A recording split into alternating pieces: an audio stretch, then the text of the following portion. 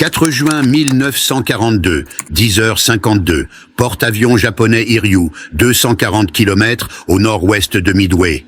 La main du lieutenant Mio Kobayashi tremblait tandis qu'il marquait des positions sur sa carte de navigation, son crayon planant au-dessus de coordonnées qui défiaient toute explication.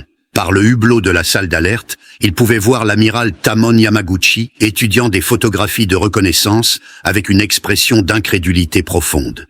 Pas de la colère, pas de la confusion, mais la prise de conscience grandissante que quelque chose de fondamental avait catastrophiquement mal tourné. Impossible. Nous avions confirmé son naufrage en mer de Corail. Je l'ai vu brûler, donnant de la bande abandonnée. La photographie montrait un porte-avions américain lançant des avions. Sa superstructure distinctive de l'îlot était reconnaissable même à travers l'image granuleuse. 3 porte-avions. Les Américains avaient 3 porte-avions à Midway, pas 2. La certitude mathématique de la victoire, 4 porte-avions japonais contre 2 Américains, venait de s'effondrer. En mer de Corail, 27 jours plus tôt, les pilotes japonais avaient laissé ce même porte-avions mortellement blessé, traînant une nappe de pétrole, immobilisé. L'amiral Takagi avait rapporté à Tokyo, porte-avions de classe Yorktown éliminé. L'état-major général de la marine l'avait retiré de ses calculs. Pourtant, elle était là, l'USS Yorktown, bien vivante, ses avions déjà en piqué sur la flotte japonaise. Par l'interphone, Kobayashi pouvait entendre la confusion se propager à travers le Hiryu comme une traînée de poudre. 3 porte-avions signifiaient 230 avions américains, pas 150. 3 porte-avions signifiaient que l'embuscade avait été renversée. 3 porte-avions signifiaient tout, ce que le renseignement de la marine impériale leur avait assuré sur les capacités de réparation américaines était catastrophiquement faux. Établissement du paradoxe, la vision impossible de Yorktown à Midway brisa l'hypothèse fondamentale japonaise sur la réalité industrielle. Dans les calculs de la marine impériale, une réparation correcte des dommages de combat nécessitait une attention méticuleuse, des mois de travail, un savoir-faire lié à l'honneur. Un porte-avions avec un trou de 250 kg à travers 5 ponts, des réservoirs de carburant rompus et des compartiments détruits aurait besoin d'un minimum de 90 jours dans le meilleur chantier naval. Les mathématiques avaient été irréfutables. L'Enterprise et le Hornet étaient les seuls porte-avions opérationnels américains dans le Pacifique. Le Lexington gisait au fond de la mer de Corail. Le Saratoga était toujours en réparation après des dommages par torpille. Les nouveaux porte-avions de classe Essex ne seraient pas prêts avant 1943. Le renseignement japonais l'avait confirmé à plusieurs reprises. Pourtant, les mathématiques ne signifiaient rien pour les bombardiers en piqué SBD Dauntless qui descendaient maintenant vers les ponts d'envol japonais. Alors que les officiers d'état-major de l'amiral Nagumo recalculaient frénétiquement, une vérité émergea. Ils avaient basé l'opération MI entièrement sur l'hypothèse que les Américains ne pouvaient pas faire ce qu'ils avaient clairement fait.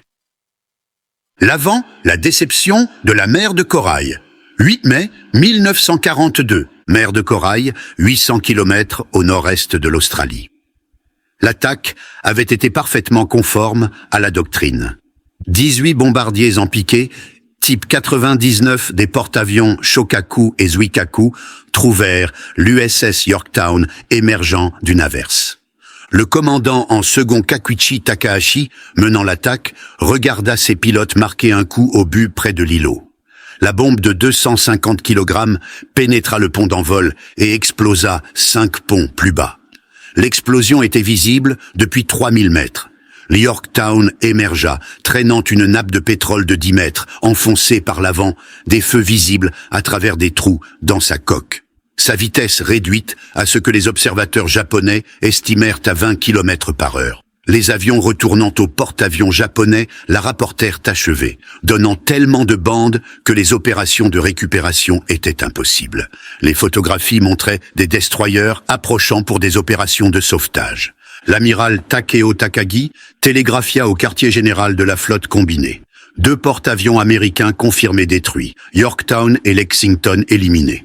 L'empereur en fut informé. Les planificateurs navals accurés retirèrent Yorktown de leur ordre de bataille. Dans leurs calculs pour l'opération Midway, elle n'existait plus. Le capitaine Elliot Buckmaster, commandant de Yorktown, avait d'autres plans.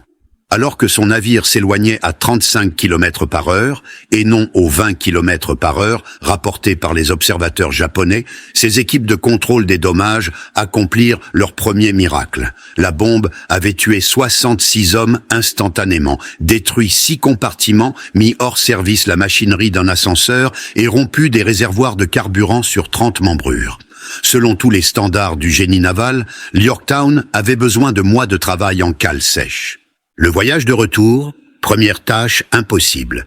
8-27 mai 1942, mer de Corail à Pearl Harbor. Le voyage de 5300 km révéla le premier aperçu de la philosophie industrielle américaine.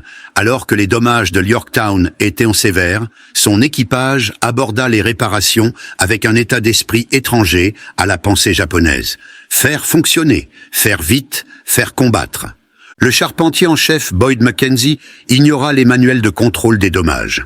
Au lieu d'attendre de remplacer correctement les poutres structurelles endommagées, un travail de cale sèche, il souda simplement des plaques d'acier par-dessus, créant des rustines laides mais fonctionnelles. Les locaux machines racontaient leur propre histoire. La bombe avait détruit la machinerie de l'ascenseur numéro 2 et endommagé 3 salles de chaudière. Les ingénieurs reconstruisirent des systèmes en utilisant des pièces cannibalisées depuis l'atelier du navire, créèrent de nouveaux composants à partir de tôles et bricolèrent des équipements destinés à d'autres usages.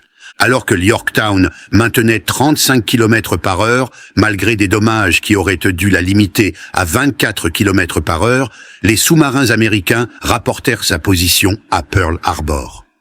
Le renseignement japonais intercepta ces messages codés, mais appliqua ses propres standards, supposant que navire endommagé en route signifiait 16 à 27 km par heure. Ils calculèrent qu'elle n'atteindrait pas Pearl Harbor avant la mi-juin, beaucoup trop tard pour des réparations avant l'opération Midway prévue pour le 4 juin. Pearl Harbor. L'impossible devient possible. 27 mai 1942, 13 heures. Base navale de Pearl Harbor. L'arrivée de Yorktown présenta un spectacle saisissant. La nappe de pétrole de 16 km était visible depuis Diamond Head.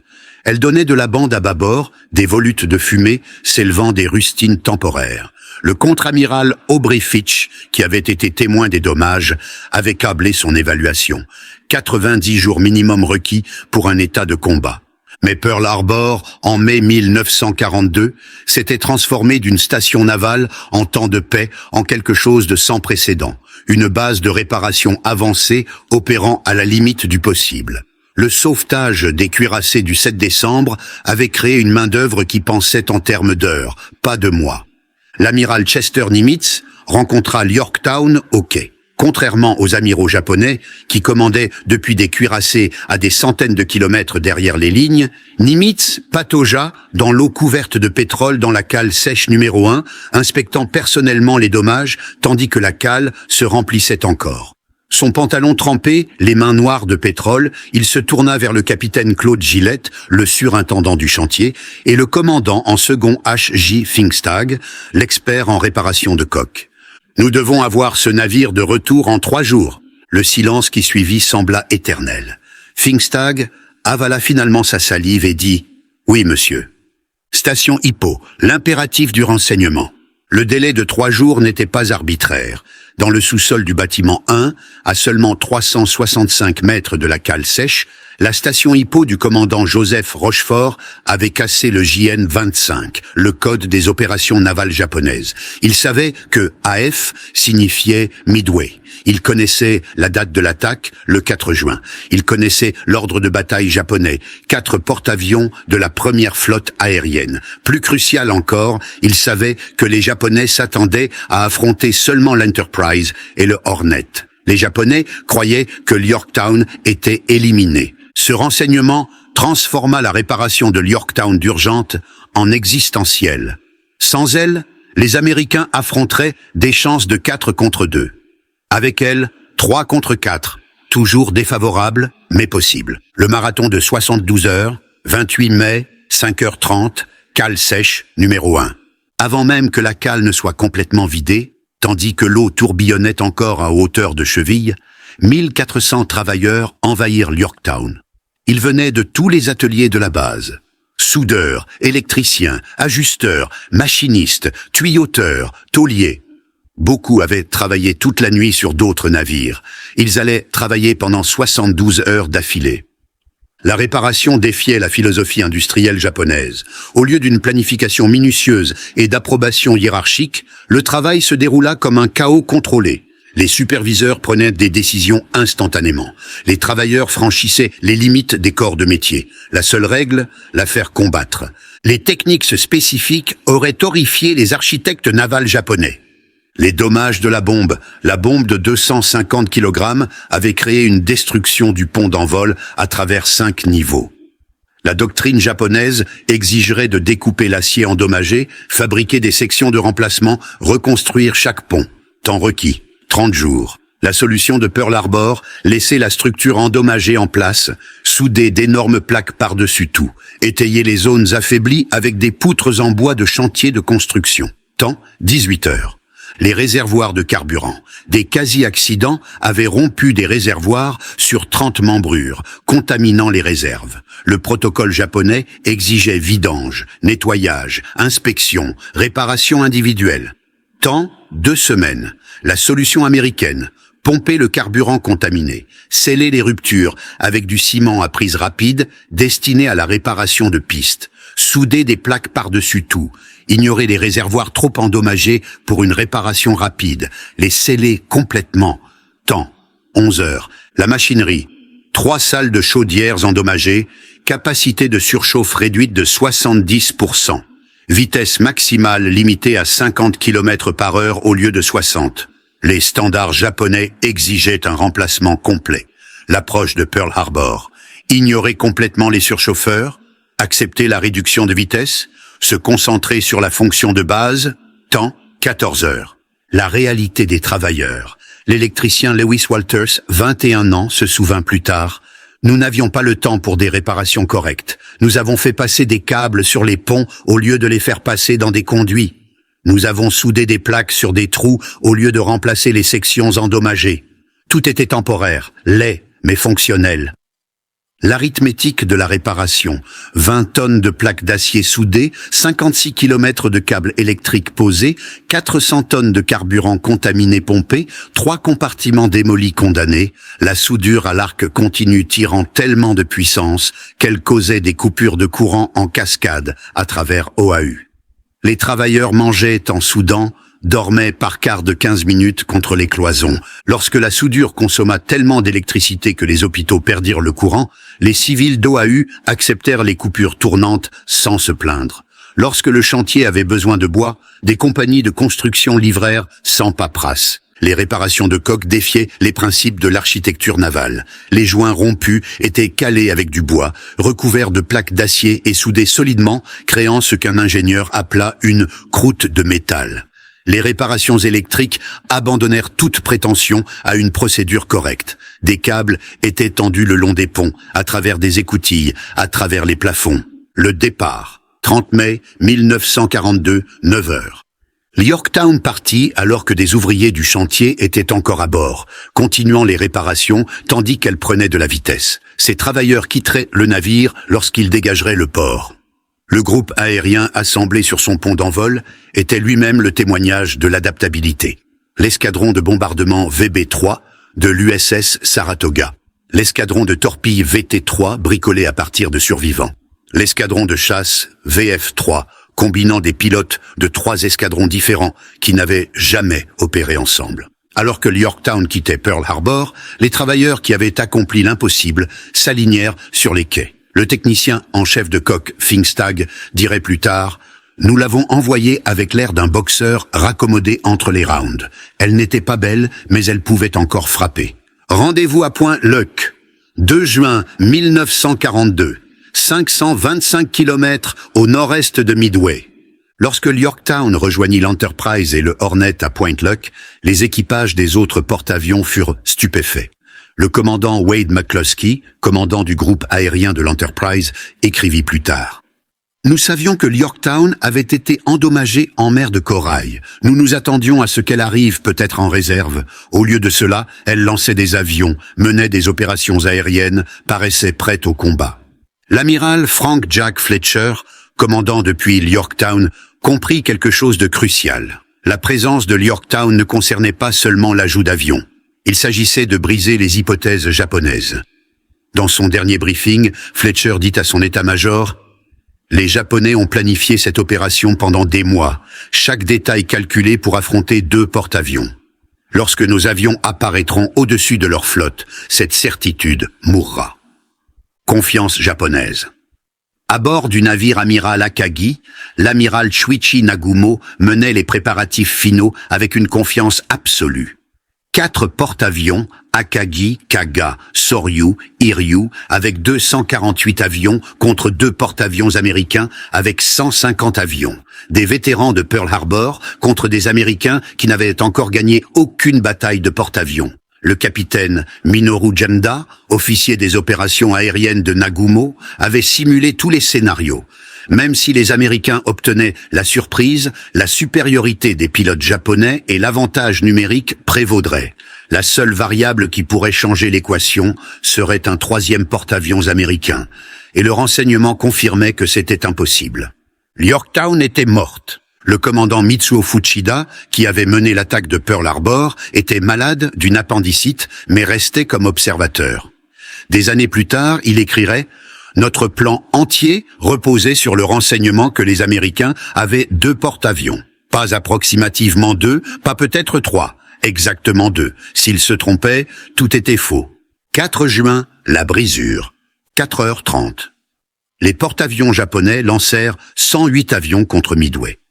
La matinée commença selon le plan. Nagumo garda 108 avions en réserve pour la flotte américaine, confiant dans son piège. 7h10, un avion de reconnaissance japonais rapporta porte-avions américain en vue.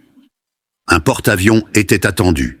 Nagumo ordonna le réarmement de ses avions de réserve avec des torpilles pour l'attaque de navires, puis la confusion. L'éclaireur rapporta semble être 2 porte-avions. Toujours dans les calculs. 8h20, l'escadron de torpilles VT-8 du Hornet attaqua. Le commandant en second, John Waldron, mena 15 TBD Devastator contre la flotte japonaise sans escorte de chasseurs. Les 15 furent abattus. Seule l'enseigne George Gay survécut. Mais le sacrifice de Waldron attira la patrouille aérienne de combat japonaise vers le niveau de la mer. 8h40, l'escadron de torpilles VT-6 de l'Enterprise attaqua.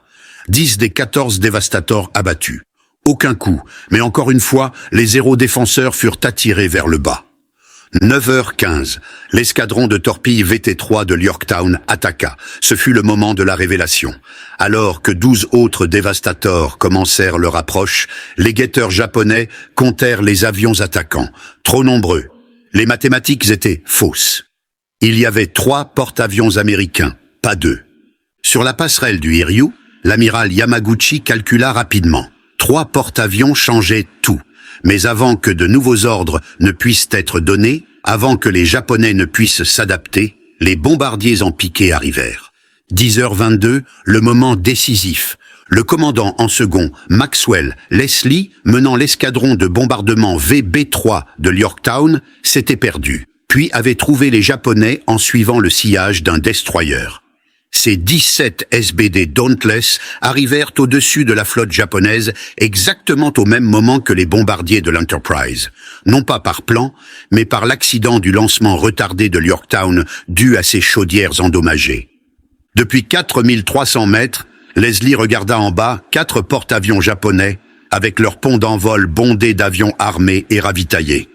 Leur patrouille aérienne de combat au niveau de la mer. En 6 minutes, 3 porte-avions japonais brûlaient. Le Soryu, touché par 3 bombes de l'escadron de Leslie, explosa en flammes, visible à 80 km. Réponse japonaise, attaquer le fantôme. L'amiral Yamaguchi sur le Hiryu faisait face à des chances impossibles. 3 porte-avions américains contre son seul survivant. Mais il lança 18 bombardiers en piqué et 6 chasseurs contre le porte-avions américain le plus proche, l'Yorktown. Alors que l'attaque approchait, Le chef de vol, le lieutenant Michio Kobayashi, étudia le porte-avions aux jumelles et sentit son monde basculer. La superstructure de l'îlot, la configuration du pont d'envol, c'était l'Yorktown, le navire qu'ils avaient tué en mer de Corail. 12h05. 3 bombes touchèrent l'Yorktown, déclenchant des incendies, rompant des conduites de vapeur. Le navire fut immobilisé. Pour la seconde fois en 27 jours, les pilotes japonais laissèrent l'Yorktown en feu et apparemment achevé. Mais même alors qu'elle brûlait, l'Yorktown avait déjà tout changé. Son attaque du matin avait tué le Soryu. En absorbant l'attaque du Hiryu, elle protégea l'Enterprise et le Hornet pour la contre-attaque qui tuerait le Hiryu 4 heures plus tard. Excellence du contrôle des dommages. Le capitaine Buckmaster ordonna une évaluation des dommages. Les réparations de Pearl Harbor, laides et improvisées, tenaient. Les plaques soudées ne s'étaient pas fendues. L'ingénieur en chef, John F. Delaney, rapporta « Les bombes japonaises nous ont fait mal, mais les réparations de Pearl Harbor sont solides. Donnez-moi 2 heures. » En moins d'1 heure, 3 chaudières étaient rallumées, les incendies maîtrisés, le contre-remplissage réduisait la bande. À 13h40, l'Yorktown faisait 35 km/h, ravitaillé des chasseurs, paraissait si bien rétabli que lorsque la seconde attaque du Hiryu arriva à 14h30, les pilotes crurent attaquer un autre porte-avions intact. La confusion de la seconde attaque. 14h30, le lieutenant Yoichi Tomonaga, menant 5 bombardiers torpilleurs, tout ce qui restait au Hiryu, s'attendait à trouver une Yorktown en flammes. Au lieu de cela, il trouva un porte-avions en route lançant des chasseurs.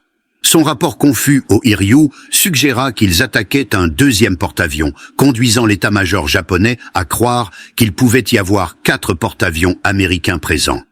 Bien que les torpilles de Tomonaga condamnèrent finalement l'Yorktown, la confusion empêcha une réponse coordonnée avant que les bombardiers en piqué de l'Enterprise ne trouvent et ne tuent le Hiryu à 17 heures. L'acte final. 6 juin, 13 huîtres et 31. Le sous-marin japonais I-168, commandé par le commandant en second Yahachi Tanabe, trouva l'Yorktown en remorque. Tanabe tira 4 torpilles, 2 touchèrent l'Yorktown, 1 toucha le destroyer USS Amman à son côté. Alors que l'Yorktown chavirait le 7 juin, Tanabe enregistra « Cool porte-avions américain, probablement Saratoga ». Même dans la mort, l'Yorktown créa la confusion. Les Japonais ne comprirent jamais complètement que le porte-avions à Midway était le même qu'ils pensaient avoir coulé en mer de Corail. La réalité mathématique, les chiffres racontent l'histoire.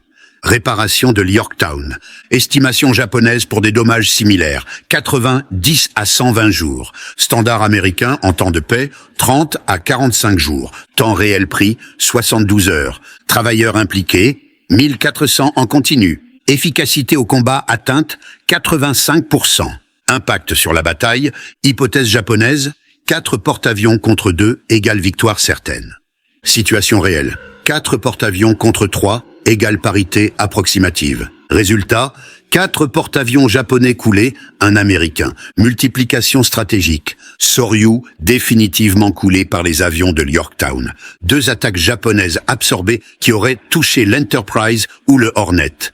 75 avions japonais détruits en attaquant l'Yorktown. Capacité offensive japonaise définitivement terminée. Les témoins parlent. Des années plus tard, les participants réfléchiraient à ce que la présence de l'Yorktown signifiait. Commandant Mitsuo Fushida, japonais. L'apparition d'un 3e porte-avions brisa notre planification. Chaque calcul, chaque scénario supposait 2 porte-avions. Lorsque les guetteurs rapportèrent plus d'avions torpilleurs que 2 porte-avions ne pouvaient en lancer, nous savions que quelque chose n'allait pas terriblement. Au moment où nous comprîmes, 3 porte-avions brûlaient. Machiniste d'aviation Tom Chick, USS Enterprise. Lorsque nous vîmes l'Yorktown à Point Luck, des hommes adultes ont réellement applaudi. Nous savions qu'elle avait été gravement touchée en mer de Corail, mais elle était là, rapiécée comme un boxeur, prête pour un autre round. Électricien Wayne Morrison, Pearl Harbor. Lorsque nous apprîmes qu'elle avait aidé à couler 3 porte-avions japonais avant de prendre des coups, tout le chantier se tut. Puis quelqu'un commença à applaudir. Bientôt, 10 000 travailleurs applaudissaient. Ces 3 jours signifiaient quelque chose. Compréhension japonaise. Les Japonais comprirent progressivement ce qui s'était passé, mais la pleine compréhension prit des années. L'amiral Matome Ugaki, chef d'état-major de Yamamoto, écrivit dans son journal « L'apparition de Yorktown à Midway n'était pas de la chance, c'était de la préparation. D'une manière ou d'une autre, les Américains connaissaient nos plans. La réparation de 3 jours n'était pas un miracle. C'était une réponse aux renseignements. » En 1962, le commandant en second Tanab visita Pearl Harbor. Montrant la cale sèche numéro 1, où Yorktown avait été réparé, il resta silencieux pendant de longues minutes, puis dit « Maintenant je comprends, nous ne combattions pas une nation, nous combattions une idée que rien n'est impossible pour ceux qui refusent d'accepter l'impossibilité. Nous croyions à l'esprit sur la matière. Les Américains croyaient à la matière correctement appliquée, mais... » L'amiral Shigeru Fukudome, dans ses mémoires, Yorktown nous apprit que la guerre était perdue avant qu'elle ne commence. Toute nation capable de réparer de tels dommages en 3 jours ne pouvait être vaincue par aucune nation qui en requérait 3 mois. C'était des mathématiques. La philosophie de réparation. La réparation de Yorktown révéla des différences fondamentales dans l'approche. Philosophie japonaise. Perfection, savoir-faire, honneur dans le détail. Les navires endommagés doivent être entièrement restaurés, le temps moins important que la qualité. Philosophie américaine, fonction, vitesse, adaptation. Les navires endommagés doivent pouvoir combattre, pas être beaux. Le temps est tout. Cette différence s'étendit au-delà de la réparation des navires. Le Japon construisait des avions exquis, parfaitement conçus, fabriqués à la main. L'Amérique construisait des avions suffisamment bons par milliers, chacun interchangeable, réparable avec ce qui était disponible. La victoire du renseignement. Le décryptage de la station Aipo rendit urgente la réparation de Yorktown, mais la réparation rendit le renseignement exploitable. Sans Yorktown, les amiraux Nimitz et Fletcher n'auraient peut-être pas risqué la bataille. Avec elle, les chances devinrent acceptables. Le commandant Rochefort dit plus tard: nous pouvions lire leur courrier, mais lire ne signifiait rien si nous ne pouvions pas agir. Yorktown nous donna la force d'agir. Ces ouvriers du chantier étaient aussi importants que n'importe quel décodeur.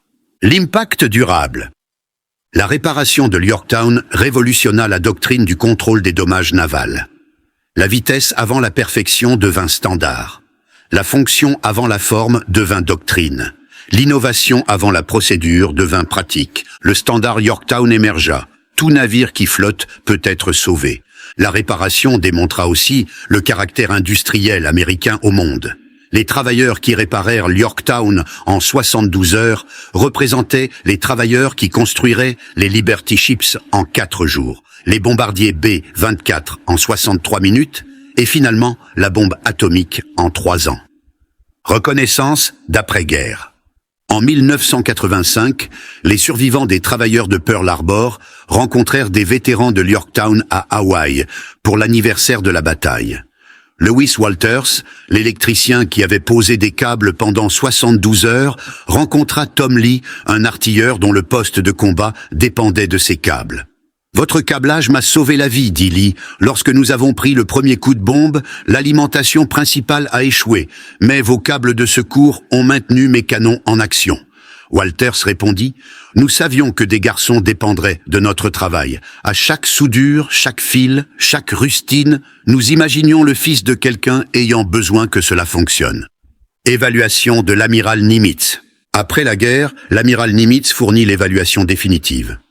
Les 3 jours que Yorktown passa en cale sèche furent peut-être les 3 jours les plus importants de la guerre du Pacifique, non pas à cause de la réparation elle-même, aussi remarquable soit-elle, mais à cause de ce qu'elle représentait. La démocratie américaine mobilisée, les travailleurs américains engagés, l'industrie américaine déchaînée. Les Japonais arrivèrent à Midway, s'attendant à combattre l'Amérique qu'ils imaginaient, lente, molle, divisée. Au lieu de cela, ils rencontrèrent l'Amérique qui existait, rapide, dure, unie. Yorktown en fut la preuve. Un navire qu'ils savaient avoir mutilé apparut intact.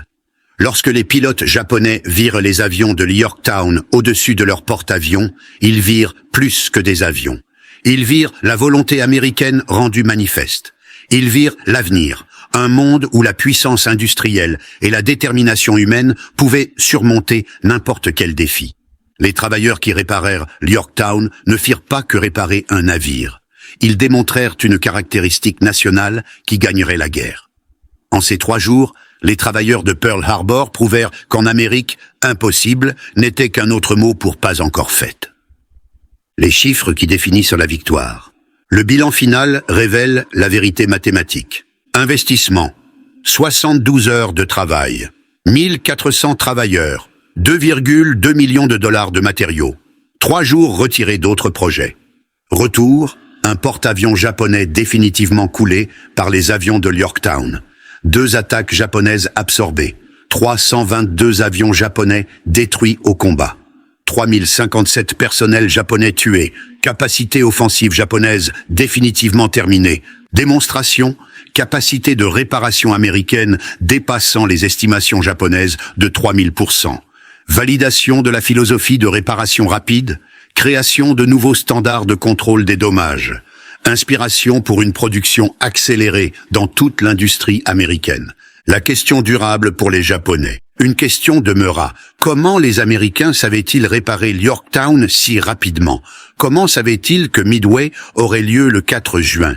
La réponse, que les décodeurs américains lisaient les messages japonais en temps réel, ne serait révélée que des décennies plus tard. Mais même sans connaître le décryptage, la présence de l'Yorktown au moment précis aurait dû tout leur dire. Les Américains connaissaient complètement leur plan. Héritage moderne. La marine américaine d'aujourd'hui enseigne toujours la leçon de l'Yorktown. La vitesse compte plus que la perfection. L'adaptation bat la planification. L'ennemi n'attendra pas des réparations parfaites. La doctrine moderne de contrôle des dommages, mettant l'accent sur la restauration rapide plutôt que sur la réparation complète, remonte directement aux 72 heures de l'Yorktown en cale sèche. Chaque marin apprend l'histoire. Chaque contrôleur de dommages connaît le standard. Résumé du capitaine Buckmaster. Le commandant de l'Yorktown fournit peut-être le meilleur résumé. Les Japonais s'attendaient à ce que nous suivions des règles. Leurs règles sur le temps que devaient prendre les réparations. Mais nous sommes Américains. Nous ne suivons pas de règles.